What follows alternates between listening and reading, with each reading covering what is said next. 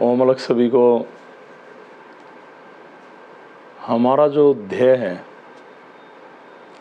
Main जो हमारा मकसद है, जो हमने एक मुहिम चला रखी है, वो ये है कि इंसान भगवान को कैसे माने, उसकी शरण में कैसे रहे, आत्मा से परमात्मा का मिलान कैसे हो। और ये सिद्धि के माध्यम से बहुत सरल रास्ता है। परमात्मा को वैसे तो सभी आराधते हैं, हाथ जोड़ते हैं, नमस्कार करते हैं, पर उसकी फीलिंग्स होना, उसका एक एहसास होना, ये एक अलग बात है। और ज़्यादातर जब हम बीमारियों से ग्रस्त हो जाते हैं या किसी कारण विवश हो जाते हैं, लाइफ में बेचैनी बढ़ जाती हैं, तो हम परमात्मा को याद करते हैं और जगह जगह उसके निवारण का रास्ता ढूंढते हैं। जो सबसे बड़ा मुद्दा है वो क्या है आज का, जो मैं बताने जा रहा हूँ? चौराहा। चौराहों ने डर बिठा रखा है लोगों के दिमाग में। चौराहों पर ना जाने कितनी अलग अलग तरह की चीज़ें रखी मिलती हैं, मटकियाँ, ये वो, श्रृंगार, मिठाई, सिगरेट, पान, ऐसे पेड़े रखे मिलते हैं, क्या क्या चीज़ें मिलती हैं, पैसे रखे मिलते हैं। और लोग जिन लोगों को पता है कि बीमारी उतार रखी है, वो चौराहे से ऐसे बच के निकलते हैं। साइकिल पे आ रहा वो बच के निकलेगा, बाइक पे आ रहा वो बच के निकलेगा। लोगों के दिलों में एक डर बिठा रखा है, ऐसी क्रियाएं करवाते हैं ये लोग, और दुख में आकर, परेशानियों में आकर करते हैं कुछ लोग। चौराहा वैसे तो धरती पे कहीं भी जाकर आप किसी के ऊपर से बीमारी उतार कर देखिए, कहते हैं इस आदमी के ऊपर से 7 बार घुमाओ, 5 बार घुमाओ और चौराहे में रखा हो। वैसे तो ये धरती माता एक बहुत बड़ी शक्ति है, पुकारते हैं उसको और रखाते हैं।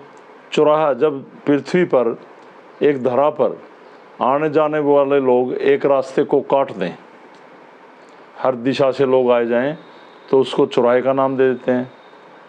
और धरती माता का वेग हर जगह उत्पन्न है, तो उसमें कुछ भी नाम दे लो तो कह देते हैं चौराहे वाली। अब हमारे पुराणों में तो इसका कोई ऐसा जिक्र नहीं, पर बना दिया इन तांत्रिकों ने। हम भी कह रहे हैं भाई चौराहे वाली माता, चलो माँ नाम शब्द पड़ गया, हम सब नमस्कार करते हैं। पर इस बीमारी से उसका क्या ताल्लुक, इन लड्डुओं से क्या ताल्लुक, एक मटकी से क्या ताल्लुक? और बहुत सारे ऐसे लोग आते हैं, जो लोग रखवाते हैं, मुझे एक जवाब दें। वो कहते हैं इसका चौराहे में पैर आ गया। चौराहे में पैर कैसे आया? क्या था चौराहे में? चौराहे में जो आप रखवा रहे हैं ये गलत चीजें, इन्हीं से नेगेटिविटी फैल रही है, और आप रख रहे हैं उससे फैल रही है। एक आप अपनी बीमारी ठीक करने के लिए दुनिया को बीमार कर रहे हैं, और आप भी पूर्णतः ठीक नहीं हो रहे हैं। जो चौराहे में एक बार दे देता है, चौराहे में जितनी भी बीमारियां घूम रही हैं, जितनी भी क्रियाएं लोगों से करवाई गई, वो सारी की सारी बीमारियां वहां घूमती रहती हैं। और जब आप चौराहे में दे के आए, उन बीमारियों का पड़ाव भी आपके साथ आपके घर में आ जाता है। और जिंदगी भर, कभी शनिवार को कहेंगे, कभी अंधेर में जाओ, कभी चांदन में जाओ, कभी अमावस्या को जाओ, कभी होली पे जाना, कभी दिवाली पे जाना है। और कहते हैं जब आप चौराहे में रखने जाओ ना, तो ध्यान रहे कोई आपसे बोले ना, अनबोल होके जाना, और बोल पड़ा तो ये झूठा हो जाएगा। बताओ, भगवान है तो झूठा कैसे हो जाएगा? ऐसे जाते हैं चोरों की तरह। और किसी ने देख लिया, मैंने कई जगह लोग पीटते भी देखे, चौराहे में रखते हुए झगड़े होते देखे। क्यों एक पोल्यूशन फैला रहे हैं ऐसा, एक ऐसा परमात्मा के खिलाफ एंटी वायरस उत्पन्न कर रहे हैं आप, जो परमात्मा की शरण के बिना ऐसे लगे हुए रोगों का कोई रास्ता नहीं। आपके शरीर में कोई भी विकार, कोई भी गलत समस्याएं, कोई भटकती आत्मा या किसी ने कुछ कर दिया है कि रास्ता है परमात्मा, और हमारा यही रास्ता है कि आपको भी इसी रास्ते पर लेके जाए।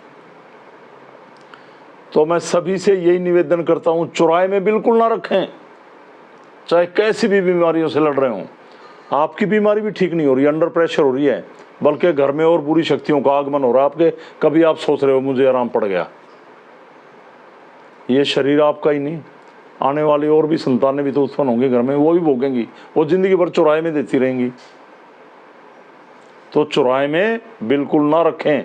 आप ही देख लो, ये जब चौराहे में रखा मिलता है और जब आप वहां से गुजरते हैं कितना बुरा लगता है। और ये रखवाने वालों को क्या, ये कुछ चौकी उक्की नहीं है, आप लगा लो, जो आए कह दो 5 लड्डू चौराहे में रखाना, हाथ जोड़ाना, थोड़ा बहुत तो आराम पड़ ही जाएगा, यही होता है और क्या है। तमाशे कर रहे लोग बैठ के चौकियों पे, जीभ निकाल निकाल के कुछ बता रहे। क्या वहीं भगवान उतर गया? भगवान पूरा ब्रह्मांड है, मैंने पहले बताया। भगवान एक सनातन है, भगवान शिव है, भगवान गोरख है, ये पूरी प्रकृति है भगवान। आओ सब मिलकर उसकी आराधना करें और उसकी हम प्राप्ति पाएं और अपने जीवन को खुशहाल और विकार मुक्त बनाएं और उसकी शरण में जिएं। तो इसी के साथ सभी को मेरी तरफ से ओम अलग प्रणाम और अलग पुरुष गोरक्षनाथ भगवान के चरणों में वंदन प्रणाम और सनातन धर्म की जय, माँ भगवती को प्रणाम। प्रणाम सभी को, प्रणाम।